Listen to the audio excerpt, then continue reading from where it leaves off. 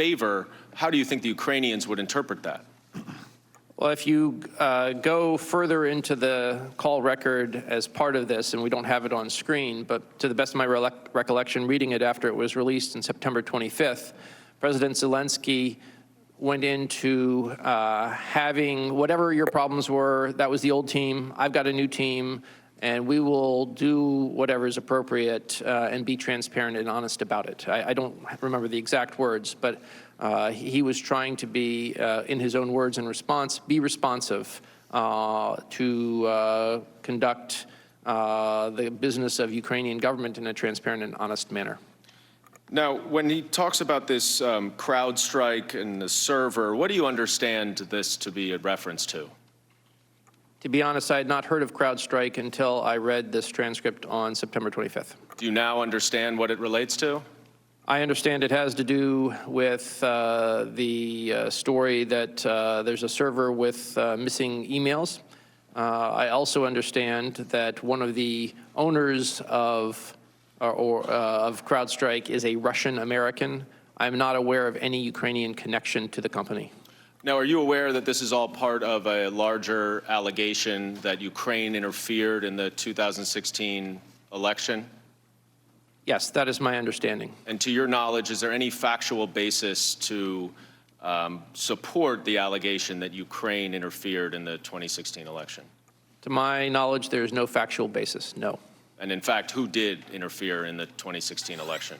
I think it's amply clear that Russian interference was at the heart of the interference in the 2016 election cycle. Let's move to the third excerpt that I mentioned related to Vice President Biden. And it says, the other thing, there's a lot of talk about Biden's son. This is President Trump speaking, that Biden stopped the prosecution, and a lot of people want to find out about that. So whatever you can do with the Attorney General would be great. Biden went around bragging that he stopped the prosecution, so if you can look into it, it sounds horrible. Now, at the time of this call, Vice President Biden was the frontrunner for the Democratic nomination in the 2020 election. And Mr. Krent, are you familiar, as you indicate in your opening statement, about these allegations related to Vice President Biden? I am. And to your knowledge, is there any factual basis to support those allegations? None whatsoever. When Vice President Biden acted in Ukraine, did he act in accordance with official U.S. policy? He did. Now, let's go to then the last excerpt that I wanted to highlight, which is President Zelensky speaking, and he says, I also wanted to thank you for your invitation to visit the United States, specifically Washington, D.C.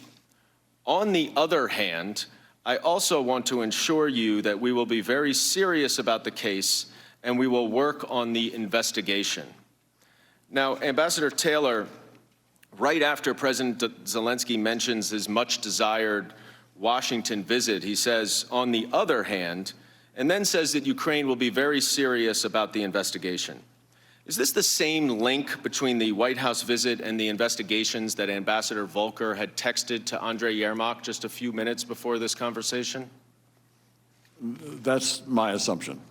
Now, just to summarize what we've just read in this July 25th call between the presidents, the Ukrainian president thanked President Trump for security assistance that President Trump had just frozen, to which President Trump responded that he wanted President Zelensky to do him a favor, though, by investigating the 2016 U.S. election and the Bidens.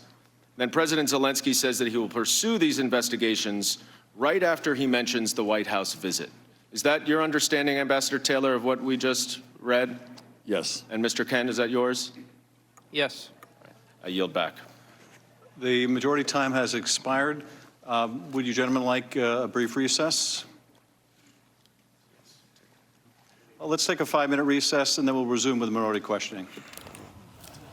First round of questioning there has ended for George Kent, for William Taylor, the two public servants who have served in the State Department, served in Ukraine, the acting ambassador to Ukraine, the deputy assistant secretary of state overseeing Ukraine, laying out in meticulous, precise, specific testimony their interactions with what William Taylor called both a regular channel dealing with Ukraine policy in the United States government and this irregular channel that included the president's personal lawyer, Rudy Giuliani. Also something that we weren't really expecting today new information, even though both gentlemen had given depositions before. William Taylor came forward with new information, a July 26th phone call between Ambassador Sondland and a member of Taylor's staff, where Taylor's staff overheard President Trump on that phone call with Ambassador Sondland talking about the investigations he referred to in that July 25th phone call with the Ukrainian president. As we said, this is brand new information. So I want to go to our senior congressional correspondent, Mary Bruce.